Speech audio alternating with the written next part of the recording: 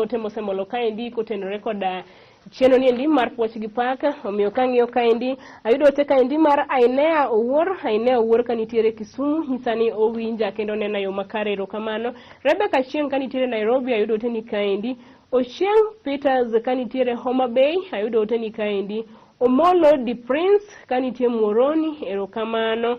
Akama Edwin wuod Kanam, ayudo ote ni kaendi. Kaachiel koda Raf Taf japicha Kaniawasi, bende nyisa ni en koda kaendi. Wiok nyal wil kaendi kod Toto Liz Nyarawasi, onyisa ni kaka pile. Ruth asekete mane Puoch Gi Pak nikech wagwedhore mathoth. Erokamano. Pod wadhi mbele kaendi tok yudo otego eko mowuok e Facebook. Wadhi mbele kaendi koda wer mar Florence Robert mawero ni en ang'o maneno kele nyim Jehova Nyasaye ma otame timo. Kisomo buka kata kisomo maler ibiro story mar mama moro mane ochwer remo kuom higni 12 te.